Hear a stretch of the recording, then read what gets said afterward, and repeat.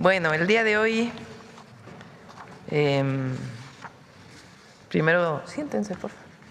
Tenemos un enlace a Acapulco con Sebastián Ramírez y con la gobernadora Evelyn Salgado, porque hemos estado haciendo una serie de intervenciones en la costera, que son parte de Acapulco se transforma contigo, ese plan que hicimos después del huracán John, y ahora para las vacaciones de diciembre pues van a encontrar muy bonita la costera. Entonces ellos nos van a platicar de qué se hizo y después pasaríamos un video.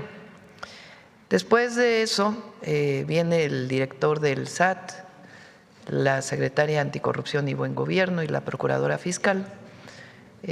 Nos van a presentar de manera breve el avance, digamos, de el pago que tiene que hacer Grupo Salinas a partir de la resolución de la Corte. Queremos que sea muy claro los tiempos y a qué tiene derecho también el Grupo Salinas a partir de la resolución de la Corte, para que todos estén enterados. Es un asunto informativo y lo va a presentar el director del SAT. Y después está aquí Jesús Ramírez, coordinador de asesores, por un documento muy interesante que sacó Banco Mundial, nos va a presentar los resultados de cómo creció la clase media en el país con la Cuarta Transformación. Muy interesante. Entonces, como ven, pues es un día de mucha información y vamos a cerrar, como siempre, con Suave Patria, con Bolmaro.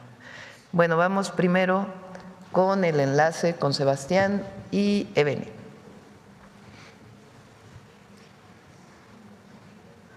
No se escucha, Sebastián. ¿Se escuchan? Ahora sí. ¿Listo?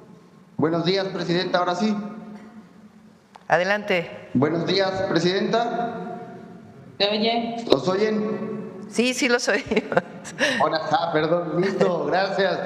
Bueno, aquí está, presidenta, la saluda, está la gobernadora, nuestra gobernadora Evelyn Salgado del estado de Guerrero, la presidenta municipal, el oficial mayor, Alan, el director de Fonatur Infraestructura. Estamos muy contentos el día de hoy porque estamos inaugurando la rehabilitación de la costera Miguel Alemán.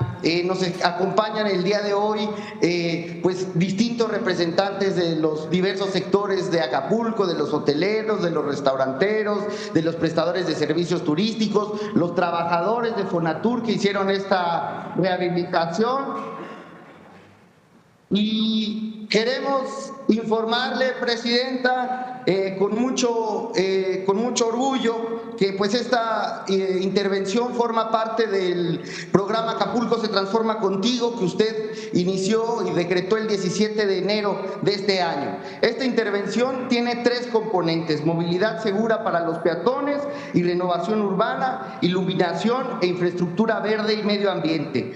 En movilidad segura, presidenta, informarle que se renovaron 2.700 metros cuadrados de concreto hidráulico, se renovaron 13.000 metros cuadrados de banquetas que se encontraban en mal estado y que han sido adecuadas para que personas con discapacidad, adultos mayores y todo tipo de personas con movilidad limitada puedan caminarlas libremente. Se han rehabilitado 2.300 metros cuadrados de guarnición, se renovaron 1.365 metros de baldosas, se instalaron 282 nuevos volardos, 32 nuevos parabuses, se renovó la señalética vertical y horizontal, se establecieron 11 cruces seguros para evitar accidentes viales, se instalaron 34 figuras lúdicas y se sustituyeron 400 metros de drenaje. En materia de alumbrado público, quiero decirle con mucho orgullo que la costera está iluminada por completo. Instalamos 800 luminarias solares que son ecológicas y que se instalaron tanto para el arroyo vehicular como para la banqueta. Y en materia de infraestructura verde, instalamos 125 jardines de lluvia, que son 2.500 metros cuadrados nuevos de área verde. Ahí donde había concreto que estaba de más, se levantó, se puso área verde para favorecer la permeabilidad. Instalamos 9.700 metros de pasto nuevo, 60.000 plantas nativas, 300 árboles y 11 kilómetros de riego automatizado.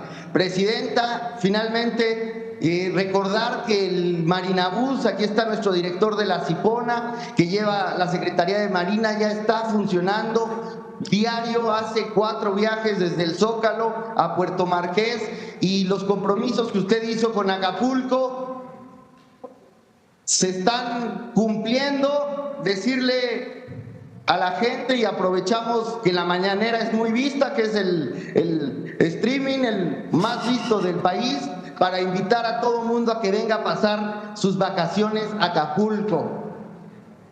Acapulco está más que listo para recibir a la gente. Acapulco está de pie y los espera con los brazos abiertos. Muchas gracias, presidenta, y le doy la palabra a la gobernadora.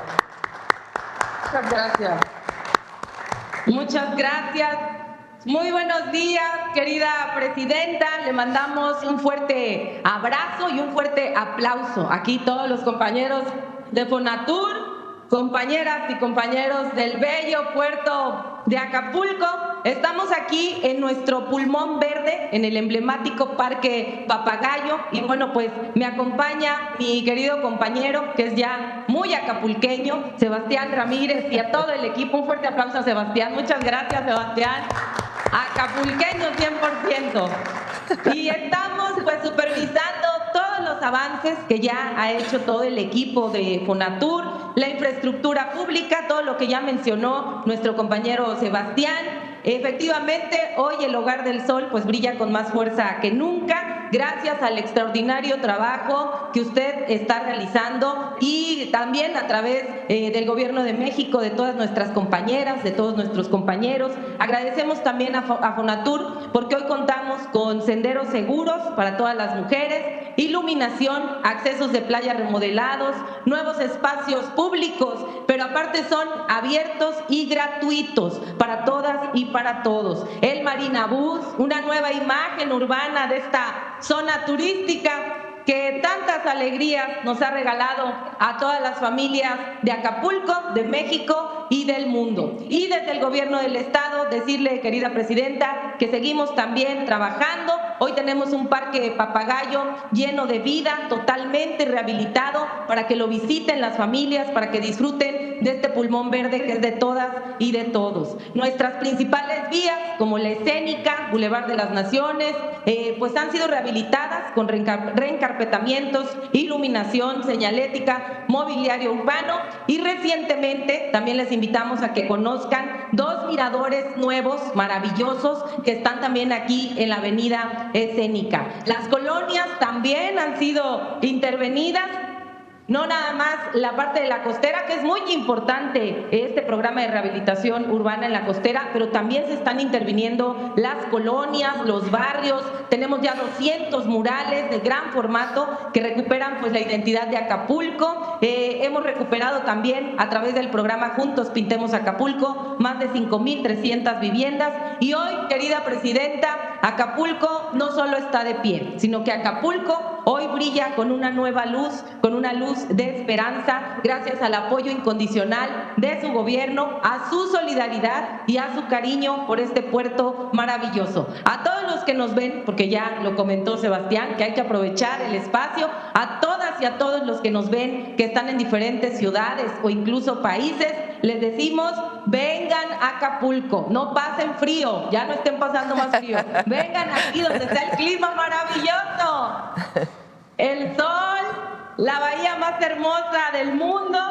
y el agradecimiento es la memoria del corazón. Y en el Hogar del Sol, aquí en Acapulco, nunca, nunca vamos a olvidar todo el apoyo y todo el cariño que nos ha brindado y que ha transformado el presente y el futuro de nuestro puerto. Agradezco también a la presidenta municipal, Abelina López Rodríguez, a todas las compañeras, compañeros, prestadores de servicios turísticos, líderes de cámaras empresariales, hoteleros, restauranteros, al pueblo acapulqueño, que es un pueblo resiliente, que es un pueblo de lucha y que hoy tenemos una esperanza renovada. Vengan todas y todos a Acapulco, los vamos a recibir con los brazos abiertos. Le mandamos un fuerte abrazo y la queremos mucho, querida presidenta. ¡Viva Acapulco! ¡Viva!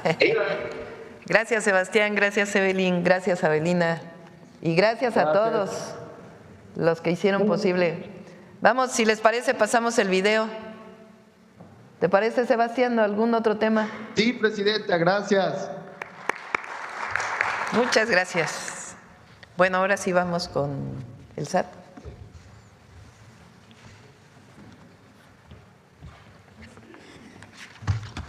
Muchas gracias, presidenta. No había visto a Ariadna. Listo. Muy buenos días a todas y a todos. La siguiente lámina, por favor. El día de hoy vamos a compartirles una breve actualización de los adeudos fiscales de dos empresas y la lectura va a ser de izquierda a derecha. Vamos a empezar donde dice SAT 2013-2018. Les recordamos que entre 2013 y 2018 la autoridad fiscal determinó a través de resoluciones administrativas adeudos del impuesto sobre la renta correspondientes a los ejercicios 2008 a 2013, toda vez que las pérdidas fiscales utilizadas por las empresas eran improcedentes. Posteriormente, las empresas impugnaron esta determinación ante el Tribunal Federal de Justicia Administrativa, el cual resolvió entre 2019 y 2023 que los adeudos determinados y confirmados por el SAT eran procedentes. De nueva cuenta, las empresas impugnaron la resolución del Tribunal de Justicia Administrativa ahora ante el Poder Judicial de la Federación, donde los tribunales colegiados en 2024 y 2025, como se muestra en la lámina, negaron el amparo confirmando la procedencia de los adeudos. Finalmente, las empresas acudieron a la Suprema Corte de Justicia de la Nación, que es la última instancia, la cual, como todos sabemos, el pasado 13 de noviembre desechó sus impugnaciones, confirmando de manera definitiva las resoluciones de los tribunales. Tras la resolución definitiva de la Corte, la autoridad fiscal tiene la obligación de continuar con el procedimiento de cobro, por lo que el mes que entra, en enero de 2026, se requerirá el pago por 51,000 millones de pesos conforme al Código Fiscal de la Federación. En caso de intención de cubrir el adeudo, los contribuyentes podrán solicitar ante el SAT, dependiendo del orden y esquema de pago, ajustes a la baja de hasta 39% conforme a la ley y a las sentencias de los tribunales. Ahora bien, es importante mencionar que de conformidad con el artículo 31, fracción cuarta de nuestra Constitución, es obligación de todas y todos contribuir a los gastos públicos de manera proporcional y equitativa como disponen las leyes, por lo que invitamos a estas empresas a realizar los pagos correspondientes. La siguiente lámina. Gracias. Nos encontramos el día de hoy aquí. Ya la Suprema Corte de Justicia de la Nación notificó al SAT, como ya lo comentamos, y el SAT va a notificar el requerimiento de pago en enero de 2026. Una vez que surta efectos la notificación del requerimiento de pago, inicia el plazo para el pago voluntario y el pago de conformidad con el Código Fiscal de la Federación. Los contribuyentes podrán solicitar a la autoridad lo que conforme a derecho proceda para realizar el pago. Gracias. Bueno, es importante que se conozca, porque ha sido tema en la mañanera, lo que dice la ley, porque a eso nos sujetamos nosotros. Entonces resolvió la Corte, como bien dice el SAT, se notifica en enero. Estas empresas tienen derecho, por como fueron las resoluciones de los tribunales previos, a solicitar descuentos, vamos a decirlo así, de acuerdo y de conformidad con el Código Fiscal. Entonces, se notifica en enero y esperemos que se pague, así de sencillo. Si no pagan, pues entonces ya viene otro proceso que ya sería tema posterior. Y realmente este tema nosotros es importante que se sepa que es un tema legal, jurídico, administrativo. Entonces, La siguiente información yo le voy a pedir a la Secretaría de Hacienda y al SAT que sigan informando sobre este tema ya en enero. Ya lo político es otra cosa. Ahora, como es de conocimiento, pues es importante que todos sepan qué es lo que viene hacia adelante. Entonces, por eso quisimos presentarlo aquí en la mañanera. Ha estado trabajando en todo ello, supervisando la Procuraduría Fiscal, porque es su responsabilidad, y de igual manera la Secretaría de Anticorrupción y Buen Gobierno. Bueno, este es el segundo tema que queríamos informar. Y ahora vamos, bueno, son dos temas adicionales. Uno, no sé si se acuerdan que habíamos quedado de hacer una revisión de los programas de bienestar, los programas sociales, lo que antes se llamaba programas sociales focalizados sobre todo. Y cómo nosotros, con la Cuarta Transformación, definimos programas de bienestar como derechos que hoy están en la Constitución.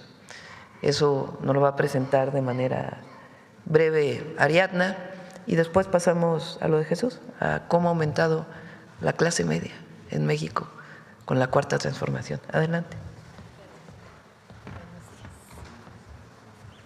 Muy buenos días a todas y a todos. Vamos a platicar de cómo era la política social y cómo es la política de bienestar. Adelante. Gracias. Tenemos 10 grandes diferencias para encuadrar con mucha claridad lo que antes sucedía y lo que hoy se hace como una política de Estado. En primer lugar, pues en el lado izquierdo de la lámina tenemos los programas o las estrategias que se implementaron sobre todo en el periodo neoliberal. Tenemos lo que era Solidaridad con Salinas de Gortari, Progresa con Ernesto Zedillo, Oportunidades, los dos gobiernos del PAN, con el presidente Fox y Calderón, y Prospera con el presidente Peña. Lo enmarcamos porque, aunque eran dos partidos distintos, pero actuaban de la misma manera. Y cómo ahora se conduce esta política, que insisto, es una política de Estado. En primer lugar, era una política asistencial.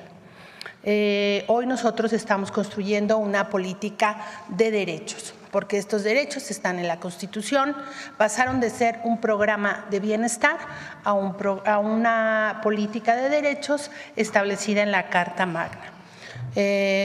Otra gran diferencia muy importante es que los pueblos indígenas históricamente habían sido olvidados y hoy con la política de bienestar son, primero tienen un reconocimiento, como ya conocemos en la Constitución, pero no solamente como sujetos de derecho, sino como comunidades también sujetos de derecho, y les hemos dado la atención prioritaria frente a todos los demás. Pasaron de ser beneficiarios, como lo eran antes en la política pasada, a ser sujetos de derecho. Esto es muy importante porque vamos fortaleciendo la capacidad del pueblo de también exigir sus derechos, y por eso es tan importante que esté en la Constitución. La estrategia de programas focalizados en realidad era una estrategia de discrecionalidad política y electoral. Y lo que se definió como una política en los programas de bienestar es que tiende a ser universal. Ya son universales las pensiones, las 3 pensiones de adulto mayor, de las mujeres y de discapacidad, y también las becas, estamos caminando hacia ello.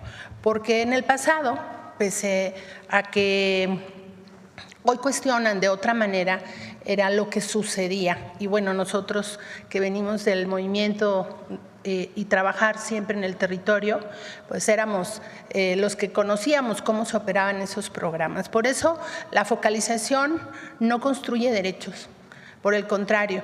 Y hoy tenemos políticas que tienden a ser universales, y no todos los programas lo son, pero tienden a ser universales y resolver problemas concretos. Las dádivas eran condicionadas, se entregaban despensa, cemento, varilla, cosas en especie que eran negocios de los funcionarios públicos, Y hoy se genera un ingreso básico para las familias. Por eso es muy importante no solamente la dimensión de los programas, sino la cuantía de los montos individuales y la inversión social que se realiza año con año en los programas de bienestar. También se entregaban los recursos o las cosas a través de las organizaciones sociales o civiles, y hoy eso se terminó. Desde el 1 de diciembre del 2018, entonces el presidente López Obrador emitió un comunicado para que todo el gobierno tuviera un trabajo directo con el pueblo y no con intermediarios. Se acabaron los intermediarios y hoy las personas se registran a su programa, reciben su tarjeta de bienestar y cada bimestre o cada periodo se les entregan sus recursos y hay esta relación directa del gobierno con el pueblo. También todo en este tiempo, creo que era la base fundamental de lo que creían los neoliberales, es que todo estaba sujeto al mercado. Y nosotros consideramos que las comunidades deben actuar como sujetos de derecho y, por lo tanto, exigir lo que en derecho les corresponde. Ya se acabó ese esquema en donde los derechos eran una mercancía, así lo vimos en la salud, en la educación, que nuestra presidenta fue defensora de la educación pública y gratuita, y hoy estamos construyendo también ciudadanía desde otra lógica. Tenemos programas donde el pueblo ejerce los recursos, como este año el Fondo de Infraestructura de los Pueblos Indígenas, la escuela es nuestra, la clínica es nuestra, de tal manera que las comunidades también construyen sus derechos. Cambiamos el pago en efectivo, que era complicado, costoso, operativamente complejo, a tener una tarjeta a través del Banco del Bienestar que nos permite dispersar los recursos con toda transparencia. Y bueno, también algo muy importante, todos los programas estaban desarticulados. Cada programa funcionaba de manera individual, tenía su área administrativa, su área operativa, generando costos superiores. Y hoy hay una estrategia integral de los programas que coordina personalmente la presidenta, pero tenemos un gabinete de bienestar donde nos coordinamos entre todos y, entre otras cosas, la Secretaría de Bienestar funciona para apoyo operativo y llegar a los últimos rincones del país, no solo los programas que tenemos en bienestar, sino en general todos los programas. Estas son las 10 grandes diferencias, digamos, como hemos enmarcado nuestras diferencias con el pasado y con el presente. Ahora tenemos ejemplos concretos de cómo esto se ha materializado en beneficio de la gente. Adelante. Esta es la historia de la pensión de adultos mayores, que siempre he dicho que está muy ligada a la historia de la lucha por la transformación, porque cuando el presidente fue jefe de gobierno, entonces el licenciado Andrés Manuel, él estableció la pensión en el año 2001 y en ese tiempo todo mundo, la derecha, la oposición, cuestionó esta decisión, ¿no? Y hemos visto muchos videos donde el entonces presidente Fox decía que no le diéramos recursos a los flojos, que se iban a quebrar las finanzas de la ciudad, y no, pues nuestra ciudad está de pie y siempre muy bien. Después de criticar la implementación de estos programas, en el 2007, con la llegada de Calderón y la falta de legitimidad a su gobierno, porque llegó a través de un fraude electoral, implementan la pensión. La copian, pero la copian mal, porque no es universal, se entrega a muy pocos en comunidades pequeñas de menos de 2.500 habitantes y se excluye a pensionados y jubilados con el argumento de que ellos tenían una pensión, pero esa pensión es producto del trabajo de ellos mismos, no es un programa del gobierno. A la llegada del presidente López Obrador en el 2018, pues esto cambia, la pensión se vuelve universal, es decir, se integra a todos los que no eran parte de esta pensión y se cumple un compromiso muy importante, que se duplicaría el monto de la pensión. Y bueno, hasta ahora que se mantienen los programas, en el 2024 el pueblo decidió la continuidad de la transformación y el compromiso muy trascendental de nuestra presidenta es que continuaran los programas y se fortalecieran como está sucediendo. Adelante. Y este es un ejemplo de cómo la inversión social para el monto individual de cada derechohabiente ha cambiado. En el 2018, esta pensión tenía 1,160 pesos de entrega bimestral. Hoy estamos llegando a 6,200 pesos en este diciembre y ya nuestra presidenta anunciará en su momento los incrementos de los programas. Adelante. Y esta es una gráfica de cómo sucedió en el sexenio de Calderón, el sexenio del presidente Peña, y cómo ha sucedido en estos 7 años de gobierno de la transformación. Desde el inicio de la pensión se entregaban 1,000 pesos bimestrales. El gobierno de Calderón nunca lo incrementó, fue lo mismo, siempre fue el mismo monto. El presidente Peña incrementó a 160 pesos, eso fue lo que incrementó, y bueno, después ya con los gobiernos en la transformación se ha incrementado esta pensión 5,040 pesos hasta llegar a 6,200. Adelante. Y esta otra gráfica también refleja pues la disposición a invertir en el pueblo. En la parte azul pues es el gobierno de Calderón, invirtieron 67,000 millones de pesos, con el presidente Peña 211,000 millones y solo en esta pensión. Y lo que llevamos de 7 años de gobierno, de la Cuarta Transformación, se han invertido 1,501 millones de pesos para la pensión de adulto mayor. Adelante. Ya me voy más rápido. En el caso de los beneficiarios, pues se han incrementado porque, como ya dije, la pensión se convirtió en una pensión universal, pero además nuestra dinámica demográfica nos lleva a que los adultos mayores es una población que proporcionalmente crece en comparación con el resto de la población. Por eso tenemos más derechohabientes, más inversión y se ha mantenido el aumento a los programas de bienestar. Adelante. Y solo me refiero a otra pensión, que es la de discapacidad, que esa no existía. Las personas con discapacidad no estaban en la agenda pública del gobierno y no había una política de Estado, siendo un grupo vulnerable de la población, muy importante que seguimos avanzando. Recordar que ya también es un derecho, pero también es un derecho la Constitución, el derecho a la rehabilitación, que es un derecho llave para las personas con discapacidad y que puedan alcanzar su autonomía. ¿Es cuánto, Presidenta? Gracias. Jesús.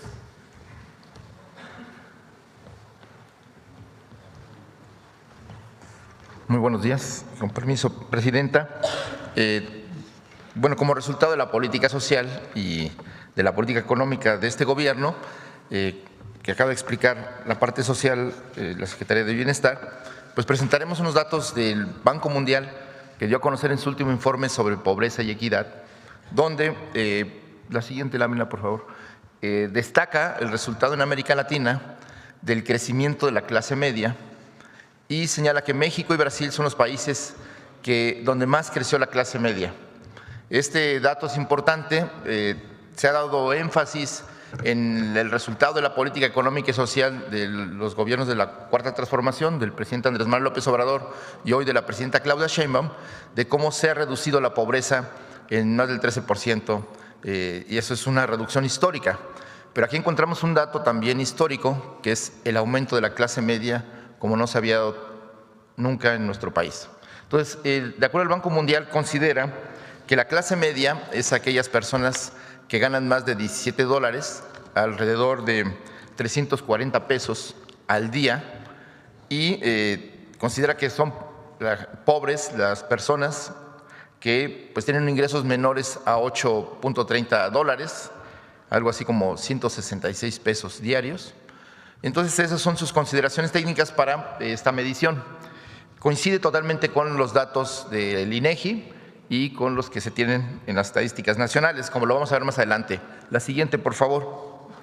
De acuerdo con estos datos, estos son datos del Banco Mundial, que considera que, por ejemplo, la pobreza en México en 2018 estaba, digamos, 35.5% de la población estaba por debajo del ingreso de los 166 pesos diarios, $17. Hubo un ajuste justo en 2016. La medición de pobreza y de ingreso y equidad se hace cada 2 años, por eso se da a conocer hasta ahora los datos del 24. Y bueno, yo decía, el 35% de la población se considera pobre, y en el 2024, de acuerdo a estos datos del Banco Mundial, solo el 21% 8.7 de la población en 2024 estaba en esta situación. Es decir, hay una reducción del 13.6%, de acuerdo a los datos del Banco Mundial, que coinciden con los datos del INEGI, que considera que hubo una reducción del 13.4%. Aquí lo interesante, que es el dato que no se conoce, que no se destaca y que queremos aquí dar a conocer a la opinión pública nacional, al pueblo de México y a la opinión pública internacional, en el sentido de que esta política económica y social también ha tenido beneficios en otros segmentos de la población y destacadamente el crecimiento de la clase media, que según el Banco Mundial pasó en 2018 del 27.2% de la población al 39.6%, es decir, aumentó 12.4% la clase media en México. Recordemos que son aquellas personas que ganan más de 340 pesos, $17, y que están consideradas como que no alcanzan a ser ricos, pero que tienen satisfechas todas sus necesidades, no tienen ningún tipo de, de rezago social ni de vulneración social. Esto es así. Si consideramos las estadísticas del INEGI, que es la siguiente lámina, podemos ver que coincide precisamente los datos. Es decir, para el INEGI en la última medición, el 29% de la población es ahora, pobre, pero viene de una consideración de que en 2018 el 41.9% de la población se consideraba pobre. Entonces, esta reducción ha sido muy importante. Más de 13 millones de personas dejaron de ser pobres, y aquí pues 12 millones de mexicanos de 2018 a 2024 pasaron a formar parte de la clase media. Y este dato queremos destacarlo porque también la política económica pues ha mejorado las condiciones de vida de estas personas. No solo sacó de la pobreza a estos 13 millones de personas, sino también pudo elevar las condiciones de vida de otro segmento de la población que hoy no tiene vulnerabilidades sociales, que puede satisfacer sus necesidades de la canasta básica, sus necesidades familiares, sin necesidad de ayudas sociales o de transferencias. Esto también tiene como consecuencia el hecho de que esta política, de haber invertido en la base de la pirámide, como se ha señalado aquí en diferentes ocasiones, también ha tenido un resultado virtuoso en la economía. Es decir, han mejorado las ganancias de las empresas, han mejorado las ganancias de los bancos, en fin, ha tenido una consecuencia económica pues de todo positiva, y que pues aquí lo está constatando una instancia internacional, el Banco Mundial. No solo son datos nacionales, y por eso queremos presentarlo aquí para, esto también cambia la imagen que se tiene de que solo la política de la Cuarta Transformación pues está enfocada a un sector de la población, el sector más vulnerable, el sector más pobre, y aquí estamos viendo que la consecuencia es que favorece al conjunto de la sociedad y a todos los sectores, teniendo como resultado el aumento de la clase media de manera histórica. Aquí queremos destacar que en esta gráfica se muestra este cruce donde el sector de las personas que viven por debajo de la pobreza, por primera vez en la historia de México, son menos que la clase media. O dicho de otra manera, la clase media por primera vez en México, el número de personas, el porcentaje de la población es mayor que el de la clase media por mucho, por más de 12 puntos. Entonces, esto es algo histórico, y que podemos ver en la siguiente gráfica cómo la estadística internacional del Banco Mundial coincide con la del INEGI para aquellas personas, comentócratas, gente que no cree en lo que se está haciendo.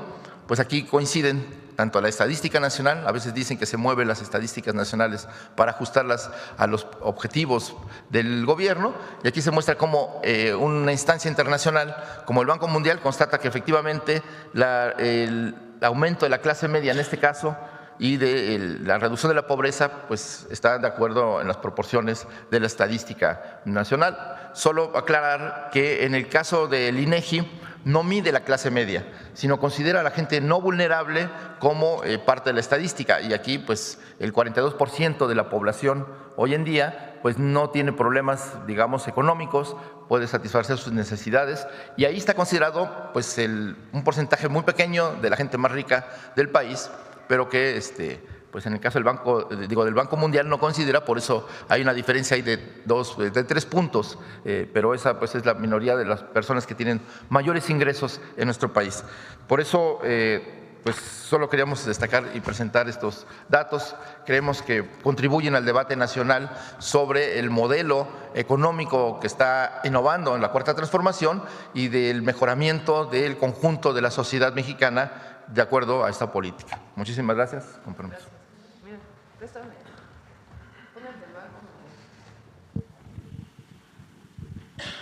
El anterior.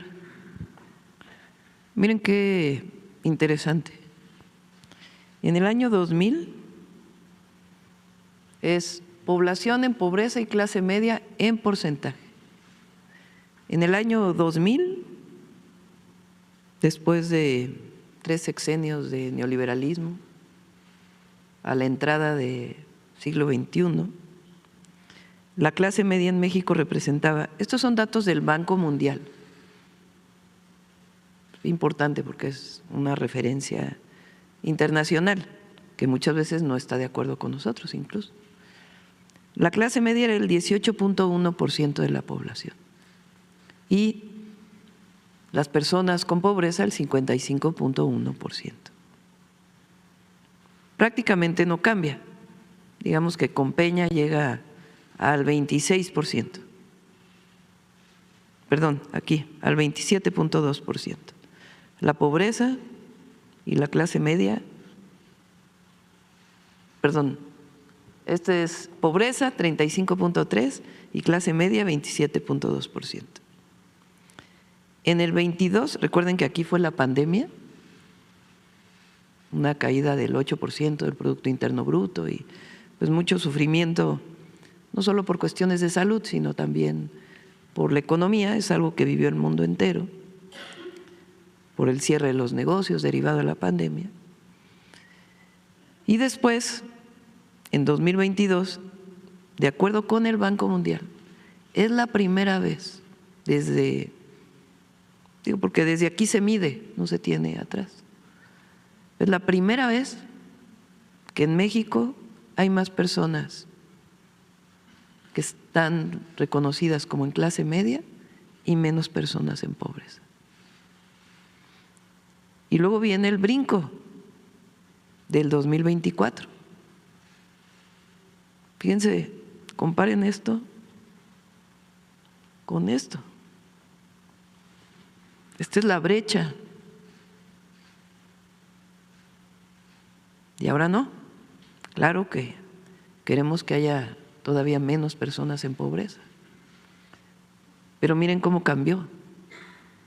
Hay más gente que tiene pues las principales necesidades resueltas, ya no hay vulnerabilidad, le llama el INEGI, frente al 21.7%, de acuerdo al Banco Mundial.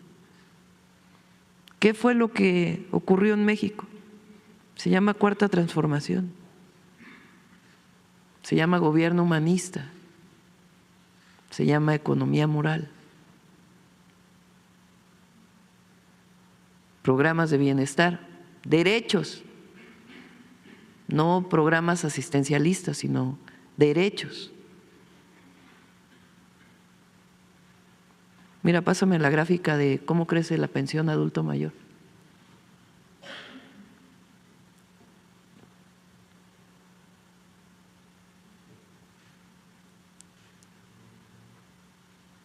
Se construye una nueva política social de bienestar, de derechos.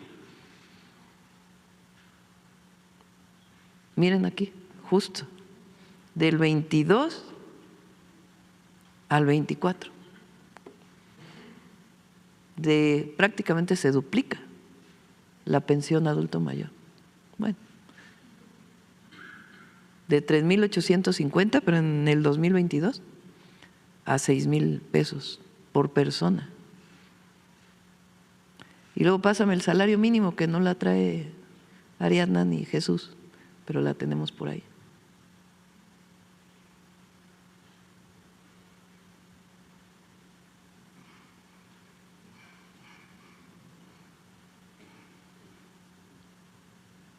¿Sí la tiene?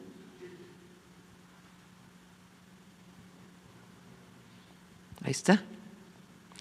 Del 22, 197 pesos, al 24, 260 pesos diarios.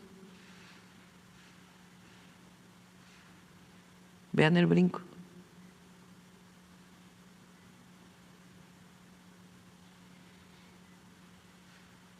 Muy interesante. Eso es por el bien de todos, primero los pobres. Esa es en esencia la transformación del país. Hoy hay en México más familias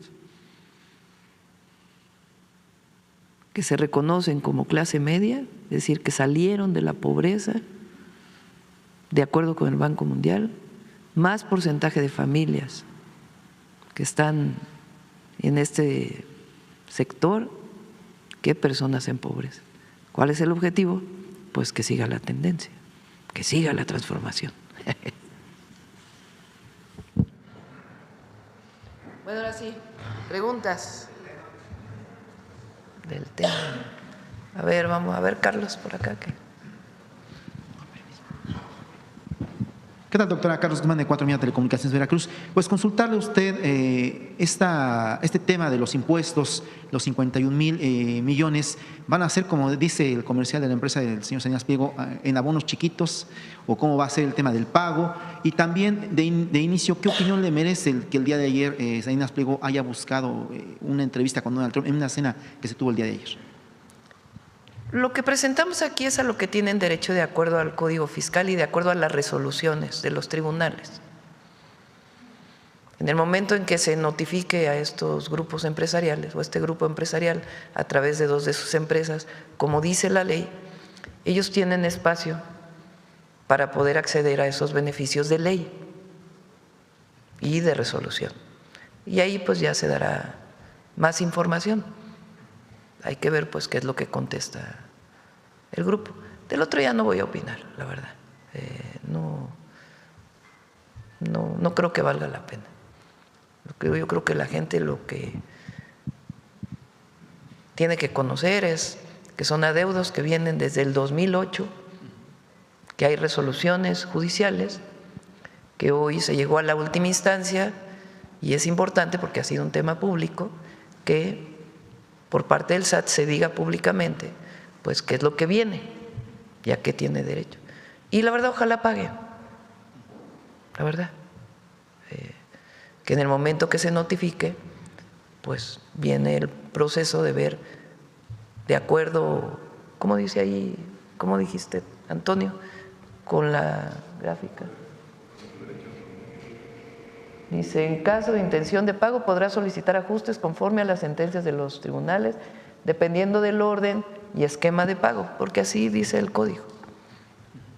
Entonces ya en su momento, pues ya se verá en enero cuando se notifique. Estos 51,000 millones, ¿para qué podrían servir? Aprovechando que está la Secretaría del Bienestar, ¿para cuántos programas sociales o podrían beneficiar? Pues, por ejemplo, la pensión Mujeres Bienestar tiene el próximo año 59,000 millones. Claro, depende, también podemos aumentar las becas, se va a utilizar para la gente. Segundo tema que quiero consultarle, doctora, pues este tema de los impuestos que se aprobaron en el Congreso de la Unión para países que no tienen tratado comercial con nuestro país ha generado varias cuestiones.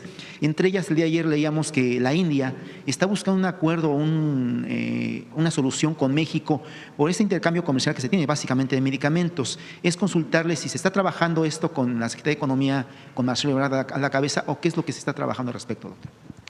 Es conjuntamente Relaciones Exteriores por tratarse de la relación con otros países y la Secretaría de Economía. La decisión del Senado finalmente a propuesta nuestra, nosotros hicimos una propuesta y ahí dijimos, bueno, que se abra un espacio de trabajo, sobre todo con los pequeños y medianos empresarios, porque muchos de ellos o de ellas utilizan muchos insumos que vienen de otros países con los que no tenemos tratado comercial. Entonces, lo que no queremos es ni provocar inflación, o sea, de que aumenten los precios, producto de estos impuestos, ni tampoco generar un problema de que ya no se vayan a producir algunos productos en México porque traen insumos de estos países con los que no tenemos tratado. Entonces hizo una mesa de trabajo y de la propuesta original a la propuesta final cambió bastante gracias a ese proceso. Y nosotros pues estuvimos totalmente de acuerdo porque ese era el objetivo. De ahí, de todas maneras, la Secretaría de Economía tiene distintos esquemas en donde puede poner pues distintos esquemas que tiene la ley para poder reducir estos impuestos o poner tiempos, en fin, otras consideraciones. Todo dentro del marco de la ley, no hay nada que sea subjetivo o alguna ocurrencia.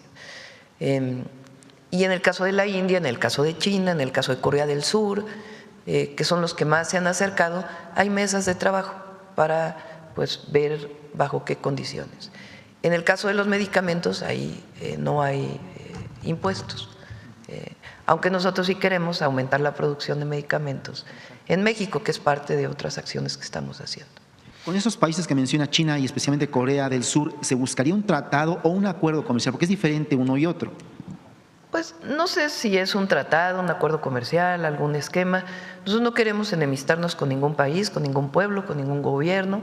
Lo que buscamos pues siempre es el desarrollo nacional dentro de un plan que nos fijamos, que le llamamos el Plan México, que este año inició dando algunos resultados, aún con la situación internacional.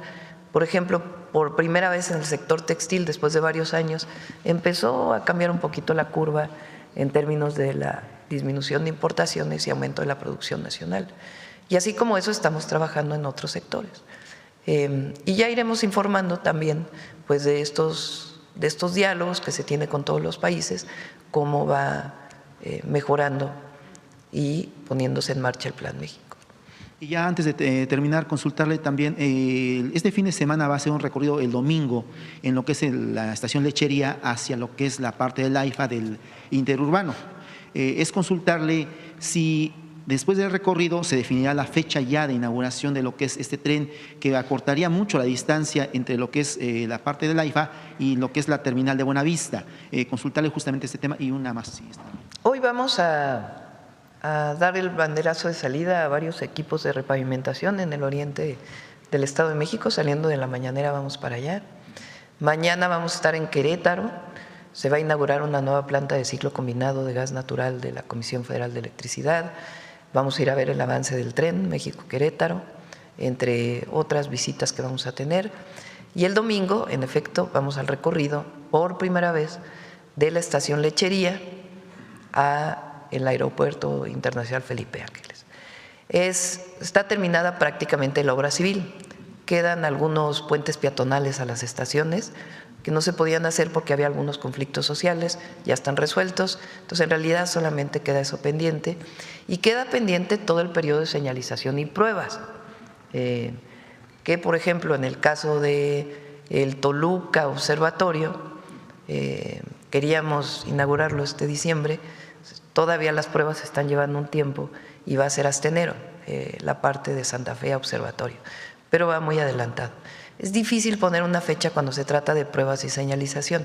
Lo que queremos es que ocurra el primer trimestre del 2026 y obviamente que para el Mundial ya esté listo, para que quien aterrice en el AIFA pues pueda venir en tren hasta Buenavista. Y ya para finalmente consultarle, en abril pasado, en la parte de Milpalta, lo que es Tecómitl y lo que es San Juan Ixtayopan, fue muy sonado un caso de una joven que se llama Fanny Martínez Zúñiga, que el 22 de abril desapareció en la parte de Tecómitl hacia Tetelco, iba a pagar su renta, pero esta chica desapareció. Su hermano es un artista gráfico muy connotado, incluso hizo un mural muy grande en San Juan Ixtayopan. Usted conoce lo que es este parque de las ánimas que está pegado a Tulyehualco. Nos llamó mucho la atención a mi esposa Mine y a mí justamente el caso, y queremos consultarle si es que hay algún avance de esta investigación, si conoce el caso, si le puede preguntar a la jefa de gobierno en qué va este caso. Es una chica que no tenía mayor tema, un estudiante de Derecho que le comentaba a pagar su renta, si no me recuerdo, a Tetelco, y ahí desaparece. Este mural es muy grande, incluso ha sido motivo de varios reportajes. No sé si nos pueda comentar algo, doctor. Vamos a preguntarle al Gabinete de Seguridad y a la Fiscalía General de Justicia de la Ciudad de México para que nos puedan dar información. Claro que sí. Bueno, vamos con otras preguntas. A ver, por acá. A ver, aquí la compañera.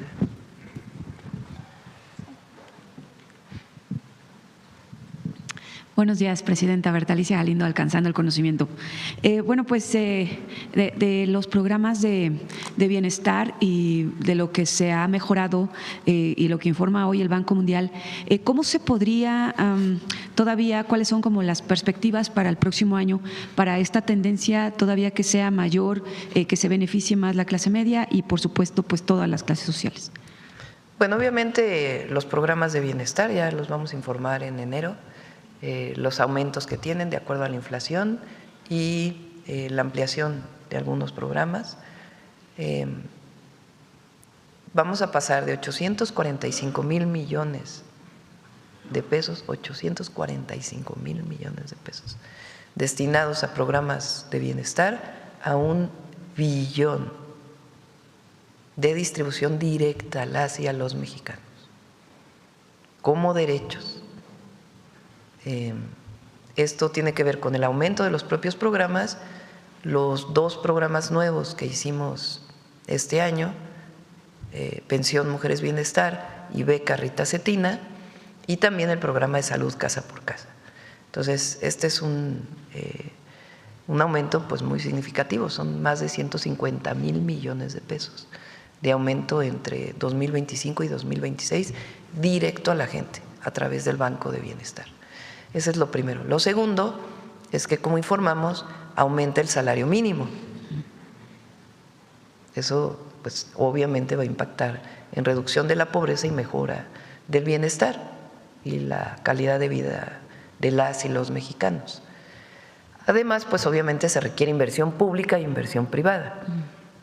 En enero también vamos a informar de qué tamaño es la inversión pública y algunos esquemas que estamos desarrollando de inversión mixta que nos van a permitir aumentar la inversión pública en el país, siempre garantizando la propiedad de la nación y el desarrollo del país, el desarrollo sustentable del país, con cuidado del medio ambiente y con bienestar, con justicia y también garantizando la honestidad.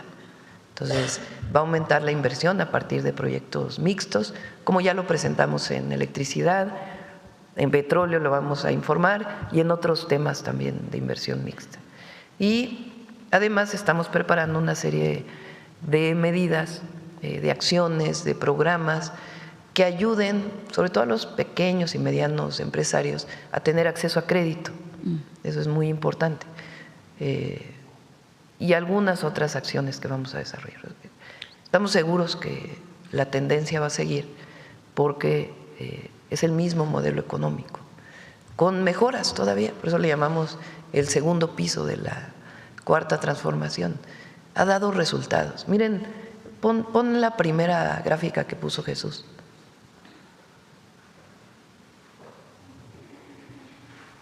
Es el país de América Latina que más aumentó la clase media. Miren Argentina, Perú, Ecuador, Uruguay, Honduras, Paraguay, Costa Rica, Brasil y México. Pero además, como bien decimos, se trata de prosperidad compartida, porque puede haber crecimiento económico, pero si esa generación de riqueza solo queda en unos poquitos, pues no hay distribución y no le toca al que menos tiene. Por eso el por el bien de todos, primero los pobres, lo que demuestra es que es en efecto por el bien de todos y de todas en el país. Entonces, esto es prosperidad, es justicia social, es desarrollo, es bienestar. Y al final, lo que decía Morelos, se gobierna por la felicidad del pueblo. Y este es el resultado de 7 años de transformación. En ese mismo sentido, con los planes que tienen de inversión pública-privada, de pues hacer muchas más cosas, ¿podría bajar el índice inflacionario y ya evitar menos recortes en la tasa de interés? No lo ¿No? creemos. Ayer el Banco de México disminuyó todavía más la tasa, qué bueno, porque eso ayuda a la inversión. Ha hecho muy buen trabajo, la verdad, el Banco de México, con su gobernadora, se llama al frente, Victoria. Fueron cautos de si el año que entra van a seguir bajando, pues porque están esperando a ver el tema de la inflación, pero si vemos la inflación, aunque tuvo un ligero aumento en el último mes, pues en realidad es menor que la que había. A ver si tienen por ahí la gráfica de la inflación, ahora la ponemos. Pero en realidad está controlada la inflación. Por eso esta idea de que si aumentan los salarios, aumenta la inflación es falsa. Por supuesto que siempre hay que estar midiendo y queremos, por supuesto, que aumente la inversión para tener también crecimiento económico, pero que haya distribución de la riqueza, porque si no el crecimiento pues se queda en unos cuantos. En otro tema, Presidenta, ayer se pronunciaron los presidentes de Rusia, de China, de Colombia, de Brasil por un frente para pues llevar a la paz con el conflicto entre Venezuela y Estados Unidos, y calificarían de un error gravísimo si Estados Unidos atacara a Venezuela. ¿Usted está ya en ese frente con todos estos países? Estamos en contacto. Nuestra posición es, como le he dicho en los últimos días, no a la intervención. Y lo que pueda ayudar México, como lo ha hecho siempre, ahí vamos a estar. Pero es una posición soberana y basada en nuestra Constitución. Y por último, en el TEMEC se ha mencionado que Estados Unidos en esta revisión tiene más de 54 puntos con México, lo mencionó también el primer ministro Matt Carney. ¿Nos podría decir algunos de estos puntos? Lo he mencionado varias veces, incluso aquí el secretario de Economía lo ha dicho. Ellos le llaman barreras no arancelarias al tratado, que van desde temas complejos, como algunos temas que ellos consideran en relación a la producción de energía eléctrica, por ejemplo, hasta la situación de la empresa Calica, así, otros menores. Lo que es muy importante es que ya hay un acuerdo en todos los puntos, en todos. Se trabajó con todo el gabinete y, por supuesto, manteniéndonos con nuestros principios. Y lo mejor para México, se ha buscado en algunos casos encontrar puntos medios y en otros casos, pues sencillamente ellos han entendido que no podemos avanzar más. Entonces se ha avanzado prácticamente en todos los puntos, en los 54. No prácticamente, se avanzó en los 54 y eso pues nos pone en una mejor posición para la revisión del tratado, que repito, es muy interesante, lo han retomado poco los medios, valdría la pena, lo que declaró el embajador Greer, sí, relacionado con el tratado comercial, el TEMEC. Entonces, somos muy positivos, soy muy positiva, muy optimista para el próximo año, la verdad. Hemos estado trabajando mucho y sobre todo optimista porque el pueblo de México siempre nos saca adelante. Una última, del glifosato. Bueno, el sexenio pasado con el CONACYT con H se hicieron varias opciones, varias alternativas y también pues diferentes centros de investigación han desarrollado también desarrollos con biotecnología, pero a lo mejor falta inversión o qué faltaría para que tuviéramos un sustituto del glifosato. Todavía falta la sustitución de algún producto de este tipo, pues tiene que ver con varios temas. También tiene que ver con el costo y la posibilidad de producir en serie. Entonces seguimos trabajando en ello. Más ahora, ayer lo preguntó Alma de la jornada, pues obviamente más con los resultados que hubo recientemente de un estudio que en realidad no fue cierto, que así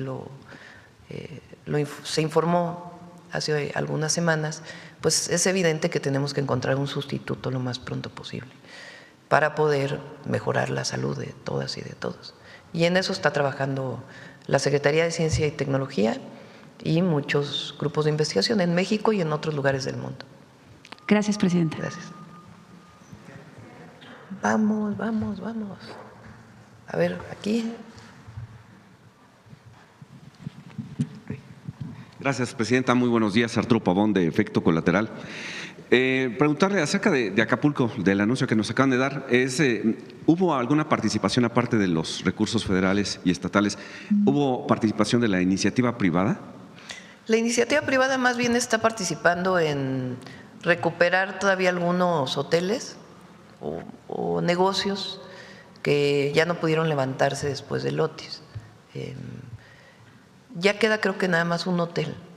Han hecho un trabajo excepcional los compañeros. Ya venía, pero ahora también a cargo de Sebastián. Por ejemplo, había estos edificios en la parte de Acapulco Diamante, se llama, ¿verdad? No, ¿cómo se llama? Diamante, ¿verdad? Había muchos edificios ahí donde cada familia es dueña de un departamento distinto y no tenían una administración común. Entonces, pues fue muy difícil poner de acuerdo a todos, encontrarlos, dónde están, para ver cómo los seguros podían trabajar para poder rehabilitar los edificios. Se ha avanzado mucho en ello, pues es un trabajo, imagínense, de encontrar a los dueños de cada departamento, ponerlos juntos. También hay otra zona donde está lo que era la playa Condesa, no sé si todavía se llama así. Así era cuando yo era niña, supongo que sí se sigue llamando igual, que había muchos edificios que se hicieron con tiempos compartidos y de esta manera que también había sido muy difícil y ya se están poniendo de acuerdo para rehabilitarlos. Y ahí participa mucho la iniciativa privada, o restaurantes que se han rehabilitado, hoteles como el hotel, creo que el CID se llama, ¿sí se llama así? Que ya una empresa decidió que lo va a rehabilitar. Entonces la iniciativa privada ha estado participando más en ello y también ha habido algunas donaciones. El Cano se llamaba, perdón, el Cano. En el CID creo que es en Mazatlán. Bueno, no sé, ya vamos a revisar los datos. Pero bueno, ese hotel ya hay un grupo que ya lo está rehabilitando. Entonces, hay mucha participación y mucho consenso. Ya ha habido algunas donaciones para la rehabilitación de espacios, pero la mayor parte de la inversión en la costera es del Gobierno de México y una parte muy importante del Gobierno estatal, sobre todo en la panorámica. Gracias. Toda la inversión en Acapulco que vamos a hacer es de alrededor de 7,500 millones de pesos, pero ahí está también las plantas de tratamiento, el subir las plantas de bombeo, la planta de separación de basura y algunas obras de infraestructura carretera que se están desarrollando en todo Guerrero. Gracias, presidenta. Salinas Pliego ha tomado con tintes personales todo este asunto del cobro. Yo creo que sería muy pertinente sí especificar que no es ninguna cuestión visceral, sino que efectivamente, como dice usted, es la aplicación de la ley. Pero a pesar de que él lo toma de esa manera y ante todo el tiempo que se ha pasado aplazando o a través de amparos los pagos, todavía se le da la oportunidad de que al tener la intención de pago se le pueda dar algún descuento. Es la ley, es la ley. O sea, las resoluciones de los tribunales, ¿qué resolvió la Corte? La Corte resuelve que no son procedentes los amparos. Entonces, ¿qué queda fijo? Las resoluciones de los tribunales. Y las resoluciones de los tribunales son en ese sentido. Entonces, como siempre lo hemos dicho, aquí no hay un asunto ni personal, ni político, ni nada, sino sencillamente lo que dice la ley. Entonces, no es que la presidenta esté haciendo algo particular o el director del SAT haga algo particular ¿por qué ahora son 51,000? Porque la ley también dice que se va actualizando. Pues así dice la ley, así dice la resolución de los tribunales. Y nosotros, pues tenemos que cumplir la ley. Entonces, por eso es importante que se conozca. ¿Cuál es el criterio para definir esa intención de pago? O sea, él me va a decir, sí, voy a pagar y ya. ¿O pues en el momento que se notifique, convenio? ellos tienen que decir sí, vamos a pagar. Okay. Vamos a creer. Sí. Bueno. ¿Cuál era el destino de los recursos? Porque ahora con los programas sociales estamos viendo que hay un gran presupuesto para dedicárselo a los programas sociales, pero antes en el periodo neoliberal, ¿dónde quedaban esos recursos? Pues es una buena pregunta. Son dos temas. Tres. Uno, hay más recaudación. A ver, ponte la gráfica de recaudación que nos ha pasado Antonio. Que por cierto, Antonio es un gran servidor público. Tiene, imagínense las presiones que luego llegan.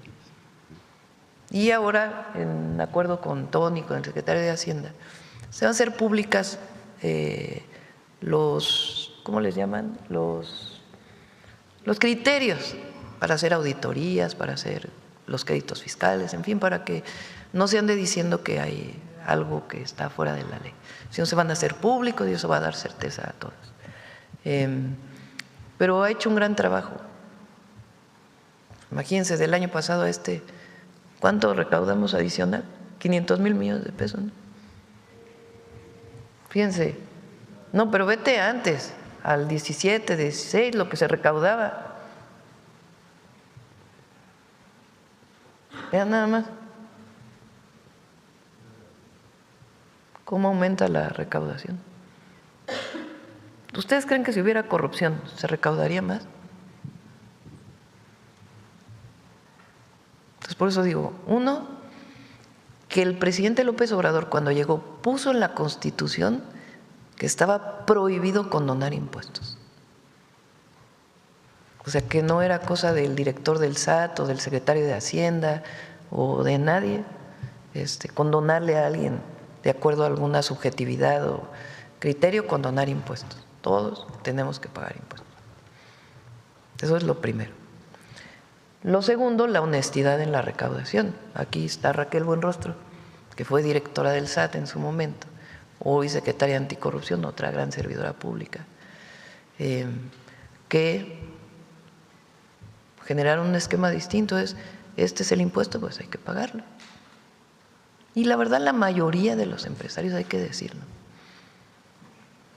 han cumplido, la gran mayoría. Y si hay una controversia respecto a alguna definición que haya hecho el SAT, hay un espacio siempre para recibir en el marco de la ley. Entonces, no se condona. Segundo, no hay corrupción. Por más que quieran decir que hay corrupción, esto sería imposible, la recaudación, si hubiera corrupción. Y lo tercero, pues es que se destinan de manera transparente y clara los recursos a dónde van. Pero además había otra política. La política era ayudar al de arriba. Pues ahí está el rescate bancario, el rescate carretero. Entonces, ¿a quién se apoyaba? A muchas empresas que en la época del FOBAPROA, que más fue totalmente oscuro y discrecional, cómo se distribuyeron aquellos recursos después de la crisis del 94. Y se rescató a los de arriba, nunca se rescató a los deudores, a los de abajo, a la gente que debía dinero. La gente perdió todo, porque de la noche a la mañana le aumentaron los intereses y sus deudas. No se decidió apoyar al deudor de abajo, se decidió apoyar al de arriba, y además con mucha corrupción y oscurantismo en el proceso. Ahora es distinto, es lo que se recauda, ¿a qué va? Programas de bienestar, educación, salud. Ahora nosotros estamos destinando a vivienda, los derechos fundamentales de las y los mexicanos, programas de bienestar y obras públicas, que también es histórico cómo se recuperó la capacidad del gobierno, del Estado mexicano, digamos, para volver a invertir en obras estratégicas. Miren, hoy la refinería Dos Bocas, que tanto criticaron, ¿cómo la criticaron? La refinería Olmeca, hoy está produciendo 300,000 barriles diarios de gasolina y diésel que antes se importaba. ¿No será una obra estratégica? Claro que sí. Entonces, Sí hay un cambio profundo y todavía nos falta más, pues. Por eso trabajamos todos los días para el bienestar del pueblo. Gracias. Ya nada más para finalizar, si la secretaria anticorrupción, Raquel Buenrostro, pudiera dar alguna recomendación para la optimización de los presupuestos estatales, porque le digo, el caso en Nuevo León, el diario oficial del Estado está de vacaciones y regresan hasta el 7 de enero y no se ha anunciado el presupuesto de egresos. ¿Qué pasaría en ese caso? ¿Se quedan con el del 25 o qué pasaría? Sí se queda el del 25. No ha habido acuerdo en el Congreso de Nuevo León para la aprobación del presupuesto. Entonces, cuando no hay un nuevo presupuesto, porque solo los congresos estatales y en el caso del federal, la Cámara de Diputados tienen la atribución para aprobar los presupuestos. Si no se tiene un acuerdo, se sigue trabajando con el presupuesto anterior, con la distribución del presupuesto anterior. ¿No afectaría pues las obras que se tienen planeadas para el Mundial? Bueno, habría que preguntarle al gobernador de Nuevo León, ¿verdad? Pero no es que se quede sin presupuesto el Estado, se trabaja con el modelo anterior. Por cierto que hablé bien de Raquel, de Tony, de Grisela, una excelente servidora pública, todos en el gabinete. Jesús, ¿saben desde cuándo nos conocemos con Jesús? Desde no sé, como 1983. Él estaba en el CCH Naucalpan, ¿no? Yo ya estaba en la Facultad de Ciencias. Y después en el movimiento estudiantil del CEU, pues nos conocimos, ¿no? Pero pues, son muchos años de conocer a Jesús. Ariadna, pues no se diga, es extraordinaria. Y Bulmaro, que está con nosotros, que es el rating mayor de… Bueno, ahí se las va con Noemí. Muchas gracias, presidente. Sí. Bueno, vamos atrás porque no ha preguntado la compañera y luego adelante. Y luego vamos a Sonora para que… Buenos días, presidenta. Judith Sánchez Reyes, de Perspectivas MX y Super Estéreo Milet. Preguntarle sobre si… respecto a las farmacias del bienestar, si estas cumplen con los requisitos de la Ley General de Salud en cuanto al almacenamiento, la conservación y la preservación de medicamentos, y cómo se va a garantizar justamente la conservación de estos fármacos, siendo que van a ser módulos que están pues a la intemperie, fuera de las clínicas del IMSS Bienestar, y sobre todo lo que tiene que ver con los medicamentos controlados, cómo es que se va a garantizar la seguridad para los pacientes. Sí, el estante que se presentó aquí no es que eso en particular sea, digamos, la farmacia del bienestar, es un estante que distribuye medicamentos para el programa Salud Casa por Casa. Y le llamamos, en el marco de todo el esquema de distribución de medicamentos, particularmente para salud casa por casa, digamos, todo el proyecto integral es farmacia del bienestar, porque tiene que ver desde la receta de la enfermera en el domicilio, el adulto mayor, hasta ya ir a recoger el medicamento en el centro de salud o en las tiendas del bienestar. Y estamos ampliando porque en algunos estados de la República, por ejemplo, donde no está el IMSS Bienestar, pues tenemos que encontrar también otros mecanismos para que puedan ir a recoger sus medicamentos. Son una serie de medicamentos, no son todos los medicamentos, son los que están asociados a salud casa por casa y están determinados por la Secretaría de Salud y por expertos, como lo hemos dicho, y tienen que ver principalmente con el control de la diabetes y la hipertensión, principalmente para los adultos mayores, aunque hay algunos medicamentos adicionales. En algunos lugares donde la clínica es muy pequeña, pues están afuera, en otros están adentro del centro de salud, o en el caso de hospitales, pues están adentro del centro de salud. Están garantizados quien distribuye los medicamentos, porque así debe ser por COFEPRIS y tienen todas las condiciones de sanidad que se requieren.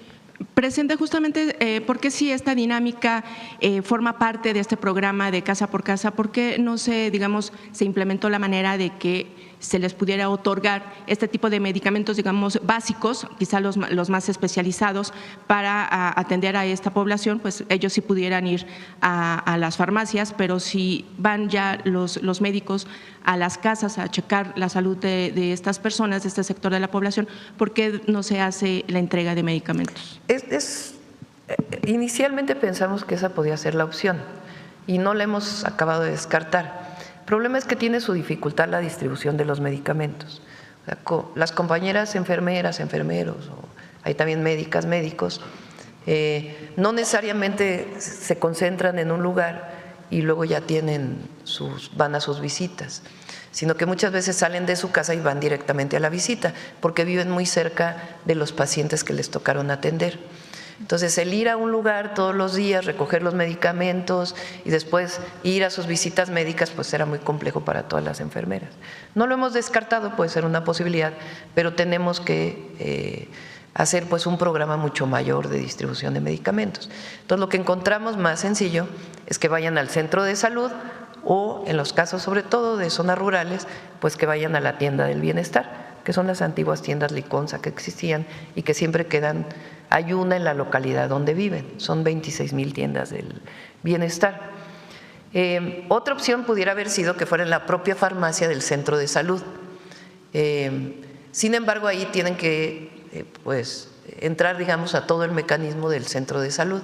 Entonces, para facilitarlo, pues decidimos un stand especial para poderlo distribuir.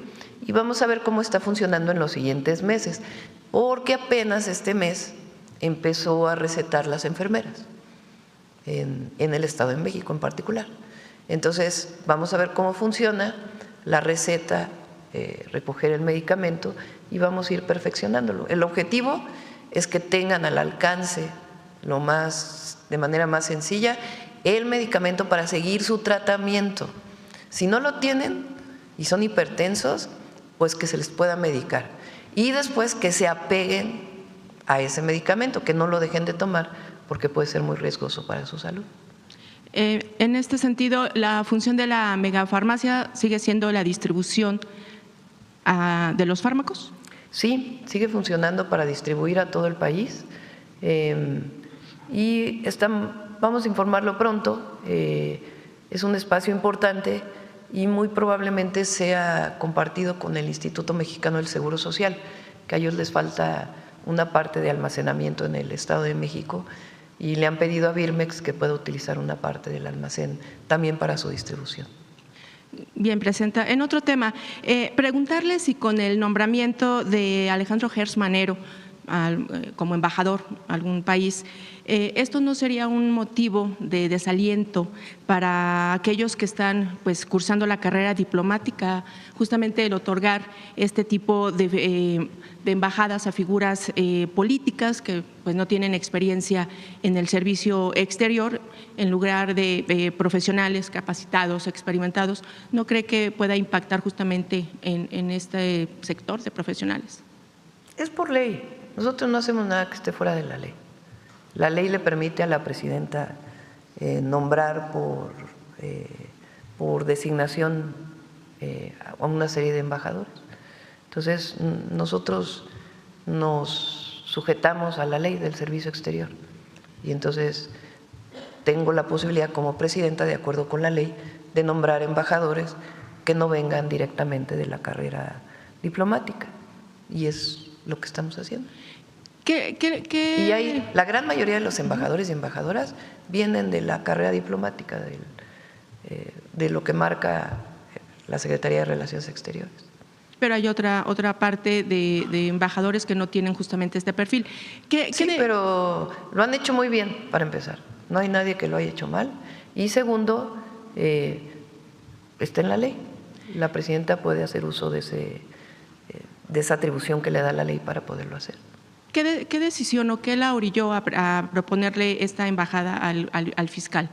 Pues un reconocimiento por el trabajo que ha hecho y un acuerdo entre los dos de que él le interesaba irse a una embajada. Y lo va a hacer muy bien. ¿Esta decisión, esta propuesta, se la hizo usted a través de una carta, una llamada, una reunión? sí, en una reunión se lo planteé. Bien, presidenta. En otro tema, ya usted ha dado su postura acerca de la entrega del Premio Nobel de la Paz a María Corina. No había yo tenido la oportunidad de preguntárselo en su momento, pero yo quisiera preguntarle, más allá de la posición ideológica, ¿no considera usted un momento importante para las mujeres en lo que tiene que ver en la esfera política? Obviamente todos estoy de acuerdo en que las mujeres avancemos, pero también hay otras consideraciones.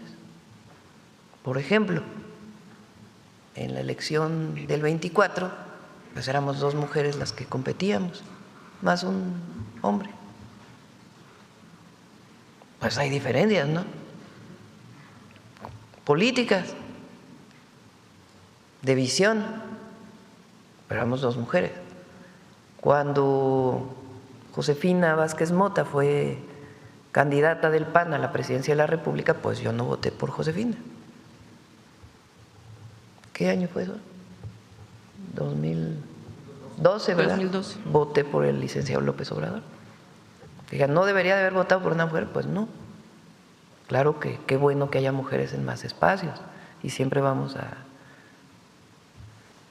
impulsarlo, pero hay otras consideraciones también.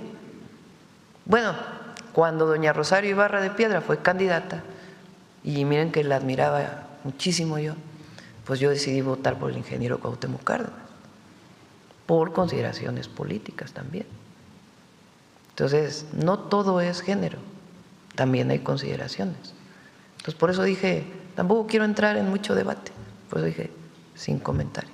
Y, por ejemplo, presenta, si este premio se lo hubieran otorgado a su homólogo de Estados Unidos, ¿hubiera hecho usted un posicionamiento oficial o considera que nuestro país debe ya de estar como al margen de este tipo de reconocimientos internacionales?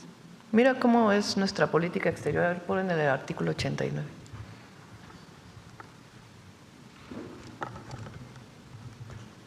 Ya cuando sea el caso, ya.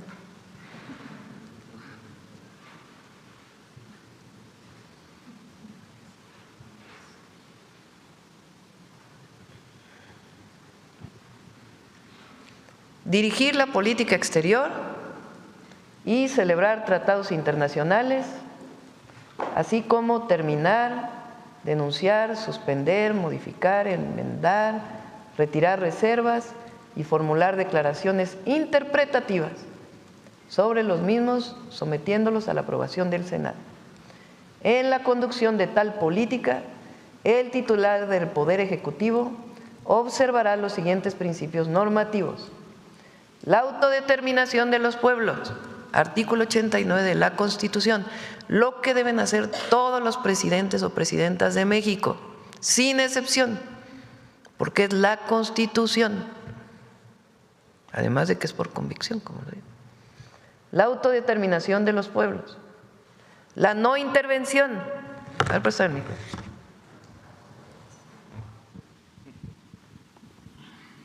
Vamos a señalarlo porque es muy importante.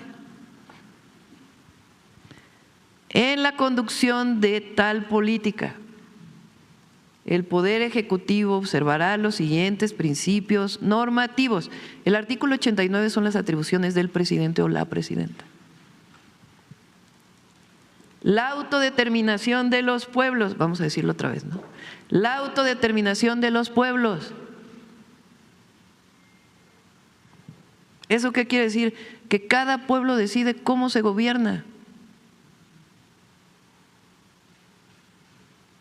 La no intervención, otra vez, la no intervención, la solución pacífica de controversias, la proscripción de la amenaza o el uso de la fuerza en las relaciones internacionales, la igualdad jurídica de los estados. Todos los estados somos iguales, aunque sea un país chiquito o un país grandote. La cooperación internacional para el desarrollo, el respeto, la protección y promoción de los derechos humanos, y la lucha por la paz y la seguridad internacionales.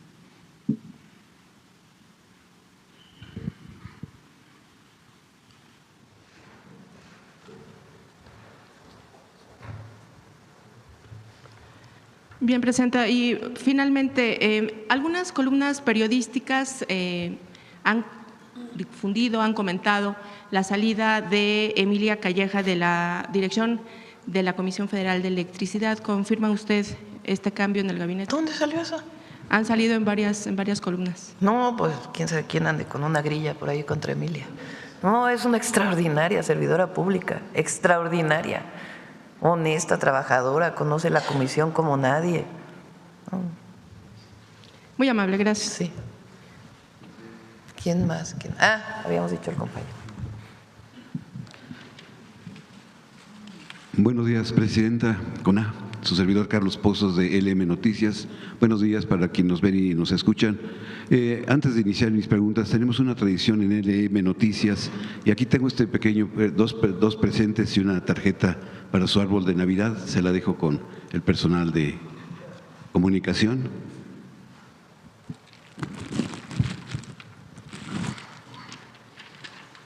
Quedó bonito, por cierto, el árbol de Navidad que pusieron aquí. Tiene esferas como de juguetes mexicanos. Muy bonito. Y bueno, de trompos, de yoyos. Y decirle que también ya está en circulación el billete de la Lotería Nacional para el sorteo magno del 24, que son más de 200 millones de pesos para la asistencia pública. Es el promotor de… Presidenta, inicio con Bolivia. Con mi primera pregunta. En la pasada, pues este tema no se ha tocado mucho en este ejercicio de comunicación circular, y en la pasada 30ª Conferencia de las Naciones Unidas sobre el Cambio Climático, la COP30, llegó a su fin con una polémica omitiendo al principal causante del calentamiento global, que son los combustibles fósiles. Muchos países se indignaron cuando la COP30, que tuvo lugar en Belén, Brasil, terminó sin mencionar a los combustibles fósiles que han originado el recalentamiento de la atmósfera. Mi pregunta es, ¿México cómo contribuirá el próximo año 2026 en esta lucha tan importante contra el cambio climático? ¿Y qué opinión le merece que no se haya hablado sobre los combustibles fósiles en la COP30? Ayer presentamos… presentamos hace unos días, el martes, ¿no? Lo que va a hacer CFE el próximo año. Son 3 plantas de ciclo combinado, o 4, ¿no? 4 plantas de ciclo combinado, que es gas natural, pero la mayoría de las plantas son de fuentes renovables de energía o utilizan energía solar y eólica. Entonces, con ello CFE está cumpliendo los compromisos de ir aumentando las fuentes renovables de energía. Está el programa Sembrando Vida, que captura carbono por sembrar árboles y otros árboles maderables, no solamente, y árboles frutales. Es un programa importantísimo para reducir la contribución de México a las emisiones de gases de efecto invernadero. Y hay que ir en el mundo disminuyendo los combustibles fósiles, que son los que causan principalmente el calentamiento global. Y el que no se haya hablado sobre los combustibles fósiles, ¿qué opinión le merece? Vamos a traer a Alicia, para que ella estuvo en la COP, para que pueda platicar cómo se dieron las discusiones, cuáles fueron las resoluciones, si les parece. Sí, Presidenta. Como segunda pregunta, ante la revisión del Tratado Trilateral con Estados Unidos y Canadá, donde la fecha pactada es a más tardar el 3 de enero del 2026, cuando se deba de entregar al Congreso de Estados Unidos un informe con su evaluación y sus recomendaciones y la postura respecto de extender el TECMEC, la propiedad intelectual tiene una importancia central en la renegociación de este tratado trilateral.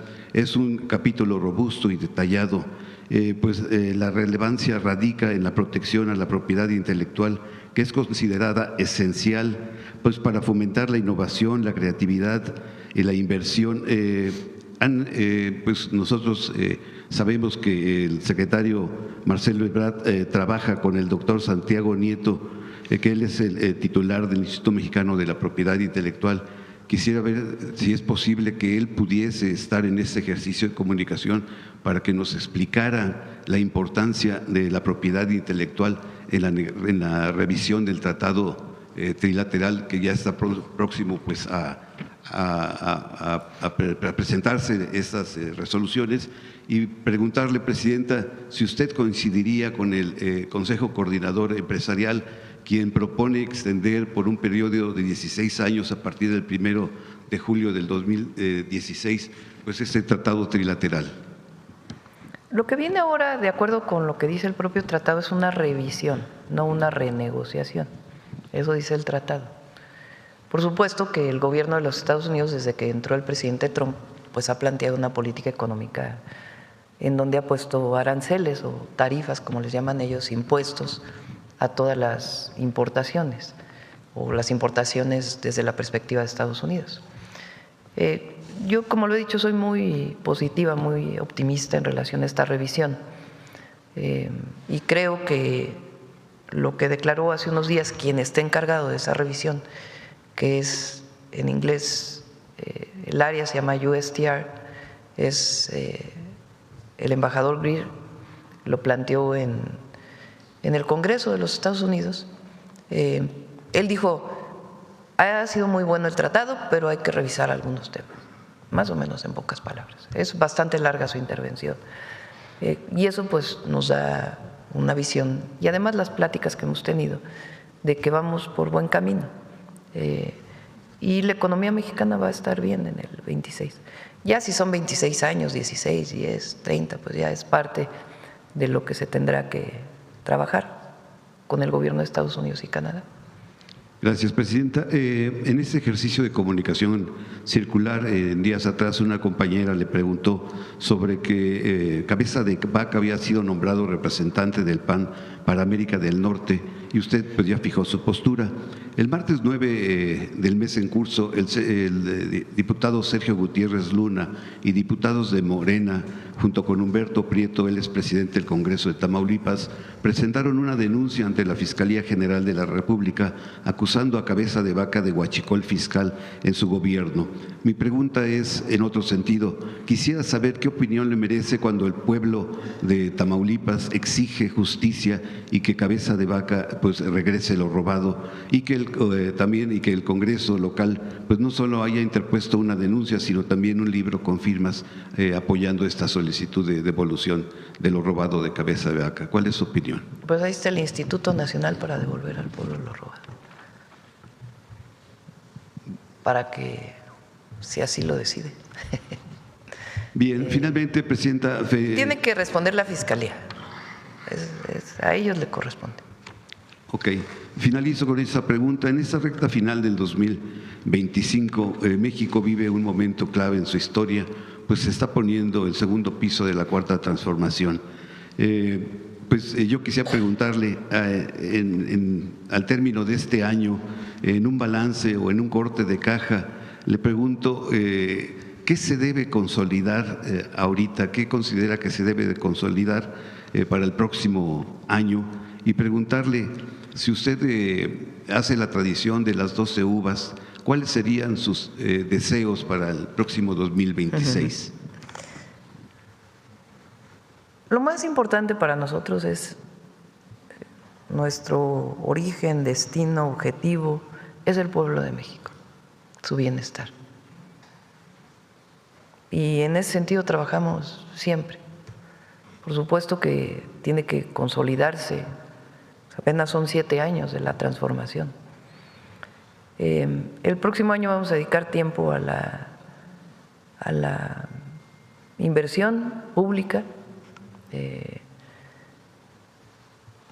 de manera muy importante. Vamos a seguir dedicándole tiempo importante al tema de seguridad, que siempre debe ser nuestro objetivo, y a los derechos sociales del pueblo de México, humanos por supuesto, pero es educación, la garantía del sistema de salud, la vivienda, los programas de bienestar, y yo soy muy positiva y Ya las 12 uvas, pues ya es la familia, el prójimo, la naturaleza, la patria, y después pueblo, pueblo, pueblo, pueblo, pueblo, pueblo. Muchas gracias, presidente. Gracias. Vámonos.